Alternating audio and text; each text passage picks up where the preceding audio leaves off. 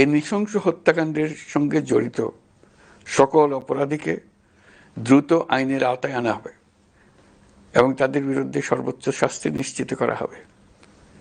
এই বিষয়ে কোনো ধরনের শৈথিল্য দেখানো হবে না। আপনারা কিন্তু প্রফেসর ডক্টর মোহাম্মদ ইউনূস সাহেবের কথাগুলো শুনে ফেলেছেন যে হাদী ভাইকে যারা গুলি করেছে তাদেরকে অতি দ্রুত গ্রেফতার করে আইনের আওতায় এনে সর্বোচ্চ শাস্তি দেওয়ার ব্যবস্থা করবেন এবং কি কোনো কনফার্মাইজ বা কোনো স্যাক্রিফাইস চলবে না, বা ঘুষ খেয়ে তাদের ন্যায় বিচার থেকে তাদেরকে কখনোই মাফ করবে না।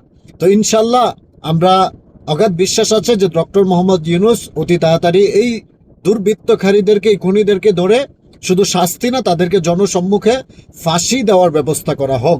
তাহলে পরবর্তীতে 18 কোটি মানুষের হৃদয়ের স্পন্দন যাদেরকে মানুষ ভালোবাসে তাদেরকে মারার কথা আর ভাববেও না। আর যদি তাদেরকে যথাযথভাবে মৃত্যুদণ্ড না দেন তাহলে দ্বিতীয়বার তারা এই কাজটাই করবে, কারণ তারা যখন আইনের ফাঁক দিয়ে বের হয়ে যায় তখন এই ভুলগুলা বারবার করবে। প্লিজ আপনারা আপনাদের মতামত জানিয়ে যাবেন যে এই খুনিদেরকে কি করা উচিত।